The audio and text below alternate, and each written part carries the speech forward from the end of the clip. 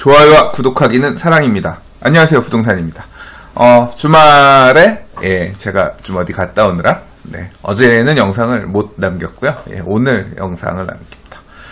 주말 동안 뉴스들 좀 봤는데 사실 대부분의 뉴스가 뭐냐면 이제 내일 있을 예정인 주거복지 로드맵 관련된 이제 떡밥 기사들입니다. 어떤 내용이 어떻게 담길 건지에 대해서. 그리고 이제 뭐 어제 같은 경우는 그 보도자료 중에 일부 몇 페이지 정도가 돌면서 부동산 스터디 카페가 아주 난리가 났었죠. 그 내용을 지금 얘기해 볼 수도 있을 텐데, 그 내용은 조금 나중에 제대로 된 풀 텍스트 자료가 나오면 다시 한번 얘기해 보도록 하고요. 오늘은 다른 얘기를 하나 해볼까 합니다. 바로 이 12사 가계부채 대책에서 언급했었던 이제 후속 대책들에 대한 얘기인데요. 후속 대책이라기보다는 12사 가계부채 대책에서 언급됐던 내용들이 조금 디테일하게 나온 부분들이 있는데요. 그 보도자료를 한번 좀 보도록 하겠습니다. 자, 금융회사 여신심사 선진화 방안이라는 제목으로 이렇게 나왔어요. 그래서 금융위원회, 금융감독원에서 본 방안은 금년 10월 24일 발표한 가계부채 종합대책의 후속 방안입니다라고 해서 어떻게 할 거냐 이제 이런 부분들을 다룬 내용인데요.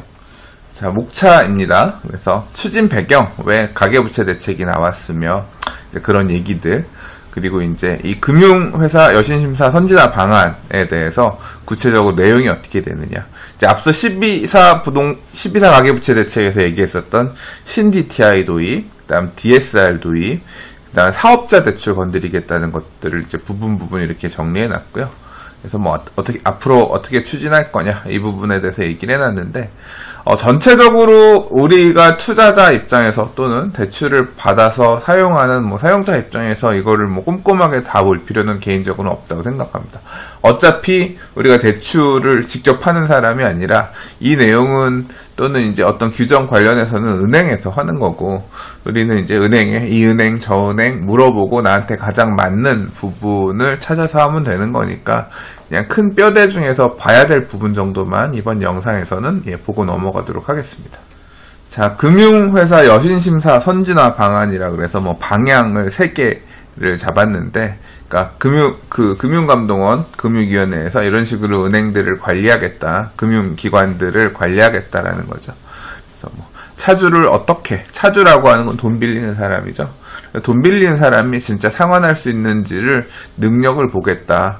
이제 정확하게 좀 더 디테일하게 보겠다. 어떻게 해라라는 기준을 좀 주겠다는 거고, 한편으로는 금융회사의 자율성 보장이라고 해놨는데, 나중에 이제 DSR 부분 가서 나오겠지만, DSR은 LTV나 DTI처럼 좀 이렇게 정부가 몇 % 이렇게 정해놓지 않고 그냥 은행 니들이 자율로 알아서 해라 이런 식으로 조금 디자인했더라고요. 그리고 서민 실수요자 보호 강화라 그래서 이 대출 규제가 사다리 걷어차기다 이런 비판에서 자유롭지 못한 부분이 어느 정도 있는데, 그래서 실수요자들을 보호하기 위한 예외 조항들은 어느 정도 좀 준비해놨다. 그렇게 크게 3가지 꼭지로 방향을 잡아서 이번 방안을 내놨다 그래요. 자, 먼저 신DTI 도입 방안입니다. 요거는 원래 올해까지는 그냥 기존의 DTI 하던 대로 가는 거고, 이제 내년부터 신DTI를 도입한다 그랬는데, 신DTI 도입하는 내용의 핵심은 그거죠. 지금 DTI 적용하는 것보다 더 타이트하게 적용하기 때문에 대출, DTI에 의해서 대출 더 받을 수 있는 풀이 줄어들 거다. 이제 그런 부분이 핵심입니다. 그래서 소득 산정 방식하고 그다음 부채 산정 방식 2가지에서 이제 보는 기준들을 이렇게 나눠놨는데, 소득 산정 방식에서 바뀌는 거는 1년 소득, 전년도 1년 소득 보던 걸 이제 2년 소득을 보겠다라는 게 크게 이제 바뀌는 것 중에 하나고요. 그 다음에 소득 증빙이 제대로 안 될 경우에는 소득도 차감하겠다라는 부분도 좀 포함이 돼 있고, 한편으로는 이렇게 앞으로 소득이 늘어날 것 같다라고 하면 장래 소득 증가가 예상되는 경우에는 증가분까지 반영하겠다라 그래서 소득이 증가하는 사람 같은 경우는 이제 이 신DTI 적용받게 되면 오히려 대출을 좀 더 받을 수 있게 되는 그런 사례도 만들어질 수 있을 것 같아요. 요새는 또 부부 공동명의도 많이 하고 하긴 하는데, 만약에 배우자가 주택담보대출이 없다면 배우자의 소득도 마찬가지로 포함해서 소득으로 이렇게 볼 수 있고, 배우자가 만약에 근로소득이 있다면 2년치 근로소득 증빙자료를 제출하는 경우에는 장래 예상소득 증가분도 반영 가능하다. 그래서 이렇게 소득 뭉쳐가지고 할 수도 있게끔 뭐 이런 부분도 포함된다라 그래요. 늘어나는 부분, 배우자가 소득 늘어날 수 있는 부분까지도 넓게 잡아서 볼 수 있다는 거고요. 그래서 이 소득을 보는 부분은 소득 증빙이 가능하고 증가하는 사람들 같은 경우는 좀 더 신DTI 적용받으면 DTI에 따라서 더 대출을 받을 수 있는 폭이 좀 늘어날 수 있다는 부분, 증빙이 안 되는 경우에는 약간 감가되는 부분이 있다. 뭐 그 정도로 정리할 수 있겠고요. 이 신DTI가 적용되면서 가장 큰 차이는 바로 이거죠. 부채 산정 방식인데, 원래 기존 DTI에서는 새로 받게 되는 대출의 원리금에다가 기존에 만약에 주택담보대출이나 뭐 대출이 있었다고 하면 이제 이자 정도만 더해가지고 DTI를 정했었는데, 이제 바뀌는 신DTI에서는 갖고 있는 대출의 원리금들을 모두 다, 그러니까 더해서 한꺼번에 이 계산을 하기로 했기 때문에 원금 상환하는 부분까지도 이제 이 상환해야 되는 금액에 포함되기 때문에 기존의 담보대출을 다른데 사용하고 있는 입장에서는 이렇게 이 신DTI가 적용되면 신규 대출 받을 때 굉장히 줄어들게 되죠. 실질적으로 기존 대출 있는 사람들 같은 경우 아주 적게 받은 사람들 아니고서는 거의 뭐 대출 취급이, 신규 대출 취급이 어려운 수준까지도 가지 않을까. 그러니까 다주택자에 대한 압박으로서 생각해서 꺼낸 맞춤형 카드라고 생각이 돼요. 한편으로는 이제 중도금 대출이나 이주비, 중도금 대출 같은 경우는 아파트 분양받을 때 보통 중도금 대출 많이 활용하잖아요. 그래서 여기나 아니면 이주비, 재개발이나 재건축 사업할 때 이사 나가잖아요. 그때 이제 이사비 주고 또는 뭐 대출 있었던 거 갚아야지 이주비 나갈 수 있으니까 이런 이주비 처리할 때 어떻게 할 거냐. 이제 이 부분도 궁금해 했는데, 일반적으로 이 중도금 대출이나 이 이주비 대출 같은 경우는 중도금 대출 받는 기간, 이주비 대출 받는 기간은 공사하는 기간 정도만 보통 받잖아요. 그래서 약정 만기가 짧을 수밖에 없기 때문에 DTI를 계산하게 되면 굉장히 단기가 돼서 원금 상환액 잡아야 되는 금액이 엄청 커질 수밖에 없는 구조거든요. 근데 그냥 요거는 25년 분할 상환하는 걸로 조금 넓게 잡아주기로 한 것 같아요. 그래서 조금 부담이 적게끔, 그냥 다른 대출들이 보통 요 정도 장기로 쓰니까 비슷하게 맞춰주겠다라고 해서 조금 봐준 것 같아요. 봐준 것 같고, 이유가 왜 그러냐니까 이 중도금 이주비 대출 자체가 브릿지론 성격이라서 사실 나중에 입주할 때 가면 잔금 대출로 다 바꾸기 때문에 이제 그렇게 했다라고 뭐 여기 그렇게 감안했다라고 설명하고 있어요. 한편 중도금 대출 또는 이주비 대출 같은 경우 이걸 새로 받으면, 내가 아파트 분양받아서 중도금 대출 받는다 그러면 신DTI 적용하지 않는다는 거고요. 만약에 이제 재개발 구역에서 이주해서 나가는데 이주비 대출 받을 때에도 마찬가지로 신DTI는 적용하지 않는다고 해요. 적용하지 않으니까 이제 기존에 하던 대로 하면 되는데, 만약에 내가 지금 중도금 대출, 재개발 구역에서 중도금 이주비를 예를 들어 받아서 이주비를 받은 경우가 있잖아요. 근데 내가 뭔가 또 투자하고 싶어.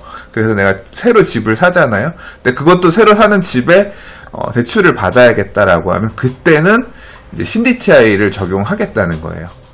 또는 한편으로 내가 뭐 아파트 일반 분양 당첨이 돼서 또는 분양권을 사서 중도금 대출 하나 들고 있는데, 이 갖고 있는 중도금 대출은 신DTI가 적용이 안 됐지만 이 경우에 마찬가지로 내가 또 하나 뭔가를 사야겠다라고 해서 사게 되면, 살 때 대출을 받게 되면 이 받는 대출은 신DTI를 적용하게 된다.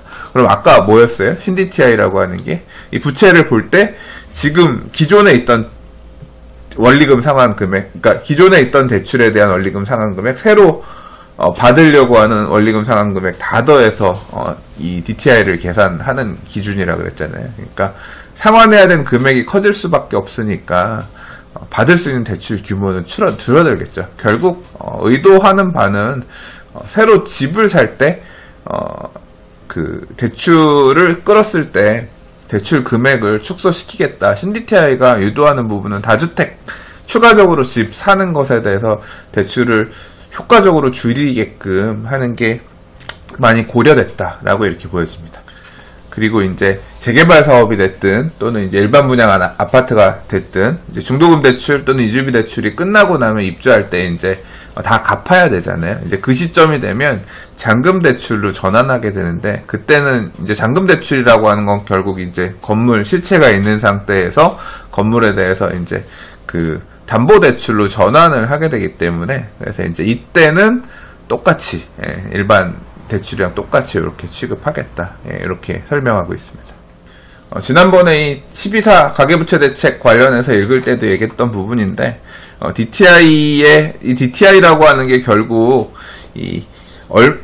대출의 약정 기간을 얼마 길게 하느냐에 따라서 원금 상환액은 줄어들 수 있기 때문에, 이걸 뭐 100년이고 200년이고 예를 들어서 약정 기간을 굉장히 길게 하면 원금 상환액은 되게 줄어들 수 있거든요.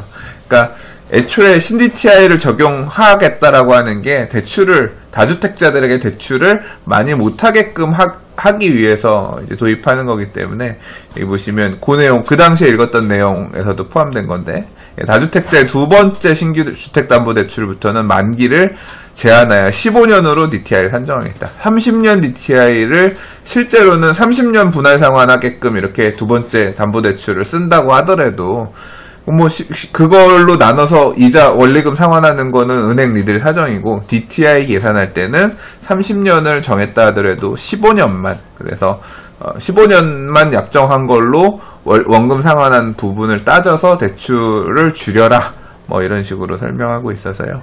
아무튼 뭐 좀 대출을 많이 못 빌려 쓰게끔 하는 내용이 이제 이렇게 이런 방안이 덧붙여졌습니다.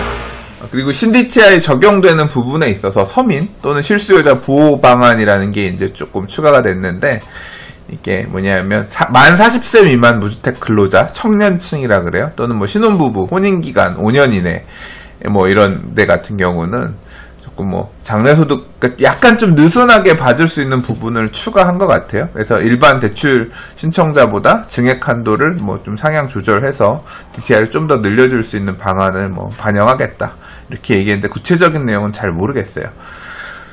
그리고 한편으로는 일시적 1세대 2주택 되어 있는 경우, 이게 2주택이 의도한 2주택이 아니라는 거죠. 일시적이라니까 팔겠다는 거니까, 이런 경우에는 신DTI에서 보는 그런 타이트한 DTI를 보지 않아줄 수도 있겠다.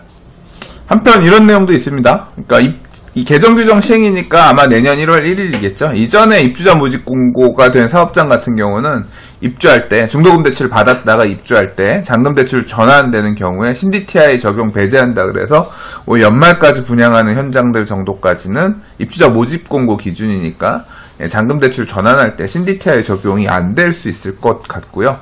입주자 모집 공고가 없는 사업장 같은 경우는 착공 신고일 기준으로 해서 이걸 보겠다라고 그래요.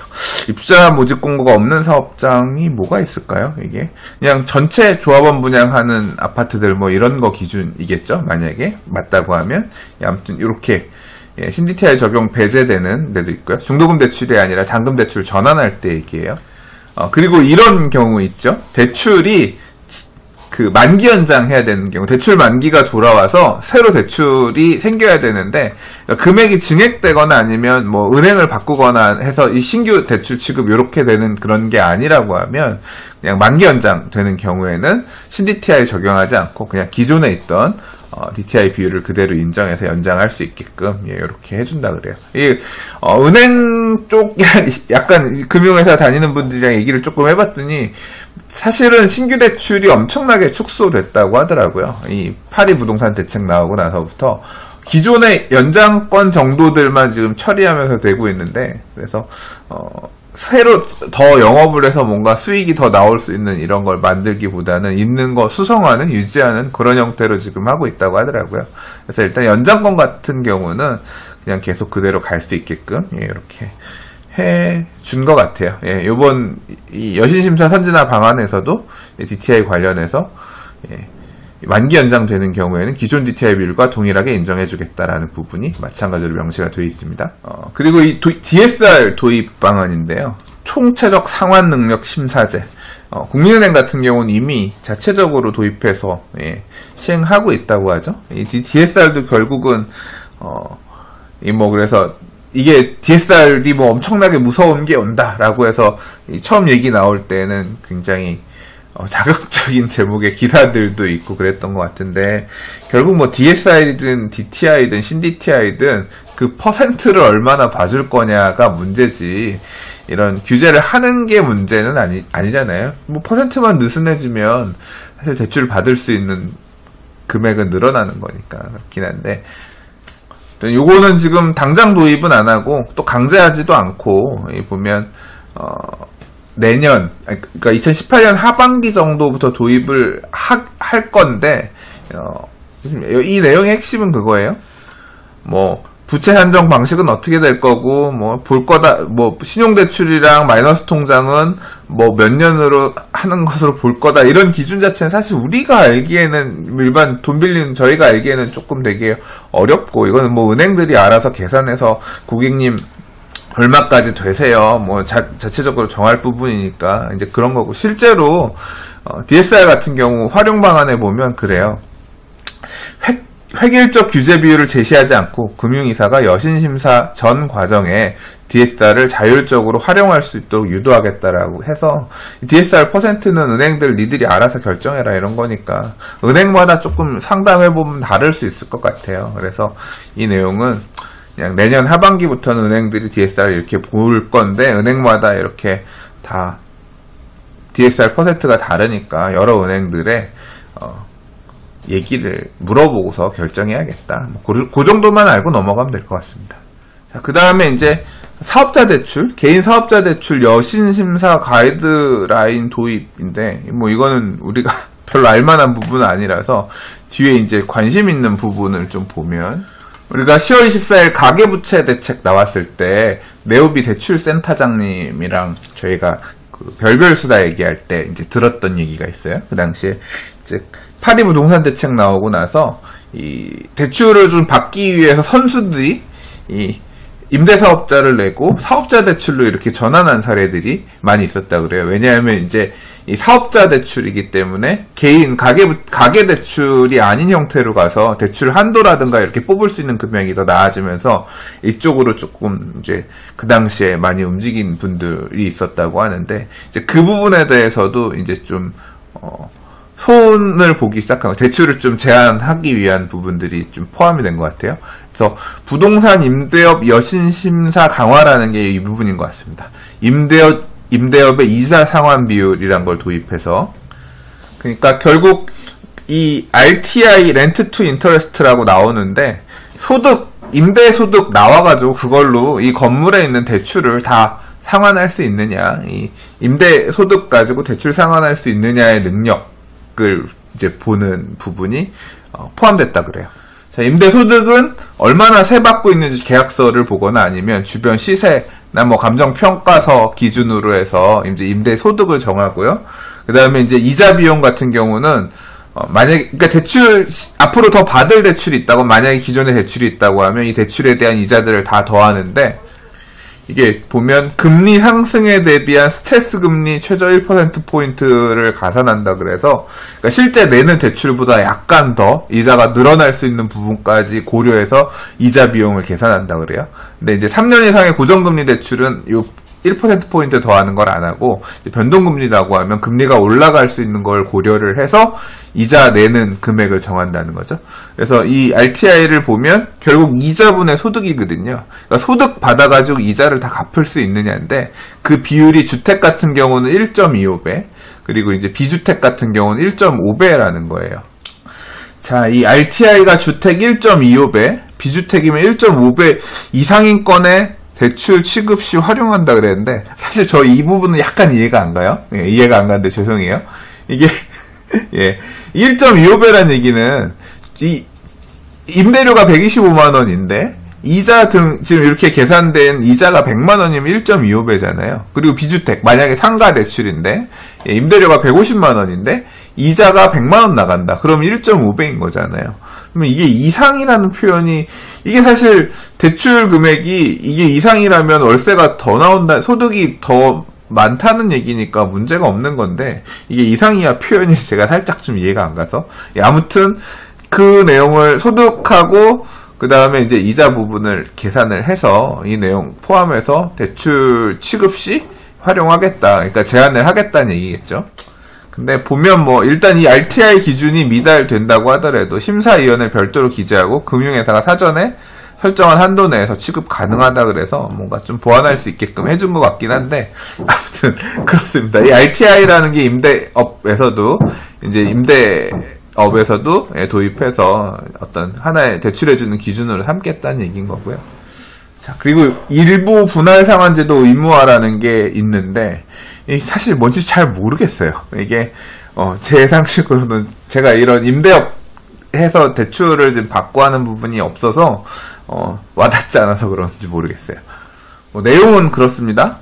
유효 담보가액보다 대출이 더 나가 있으면 더 나간 금액만큼을 이제 10년에 걸쳐서 나눠서 이렇게 10분의 1씩 상환하게끔 하는 내용을 포함하겠다는 건데 말 그대로 유효 담보가액보다 초과해서 대출을 해줄 수 있다라는 부분이 그렇게 지금 해줘도 된다는 얘기인가 보다 싶어서 이거는 한번 좀 저도 담당자 분한테 실제 업무를 하시는 분한테 이게 무슨 내용인지는 한번 좀 물어봐야 할 것 같아요.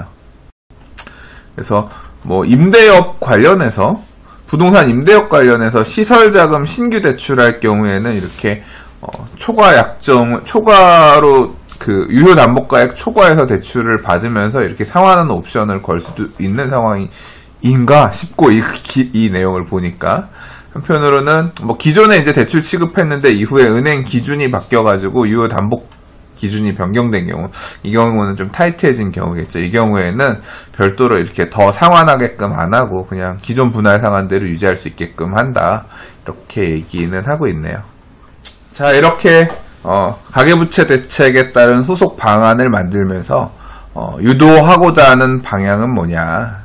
일단은 뭐 내용은 좋은 말이지만 결국 부동산 시장으로 들어간 다주택자들의 추가적인 돈을 좀 끊어보겠다라는 게 사실 어떻게 보면 내재된 핵심, 내재된 의도가 아닐까 개인적으로 생각하고요. 뭐 여기선 이렇게 얘기하고 있네요. 신규 취급 차주의 약 3.6%가 신DTI의 도입 영향을 받게 되며 신DTI 대출 적용하게 되면 한 평균 3,100만원 정도 12.1% 정도 감소하는 효과가 있을 것 같고 그 다음에 담보대출 증가율도 0.16%포인트 정도 하락할 것으로 보인다고 하고 있고요. 그리고 한편으로는 이게 뭐 RTI 도입하고 그 다음에 좀 전에 봤던 분할 상환 의무화 부분, 이런 부분을 선제적으로 일단 도입해서 좀 부동산 임대업에 대한 리스크 관리를 강화하겠다. 좀 이 부동산 임대업에 대출이 부실로 가는 걸 좀 막아보겠다. 뭐 그런 뜻으로 보입니다. 자, 추진 계획은 보면 신DTI는 내년 1월부터 시행하는 거고요. DSR은 시범 운영은 1분기, 3분기, 뭐 은행권은 1분기부터, 이금융권도 한 3분기부터 시범 운영하고 하반기부터 이제 뭐 활용한다고 그 은행권 관리 지표를 활용한다고 했고요. 그리고 이제 개인 사업자 대출 여심사 가이드 도입 같은 경우 내년 1, 2, 3월이네요. 그래서 일단 개인 사업자 관련된 건 내년 상반기 중에 뭐 시행할 것 같습니다. 아무튼 이렇게 12사 가계부채 대책에 따른 금융회사 여신심사 선진화 방안, 후속 대책, 후속 방안 내용 좀 살펴봤습니다. 뭐 별다른 거는 없는 것 같아요. 지금까지 살펴본 자료 혹시 뭐 다운받아서 보고 싶으신 분들 계실지 몰라서 이 유튜브 영상에 첨부 파일로 링크를 줄 테니까요. 다운받아서 보시면 될 것 같습니다. 좋아요와 구독하기는 사랑입니다. 도움이 되셨으면 좋겠습니다. 부동산입니다.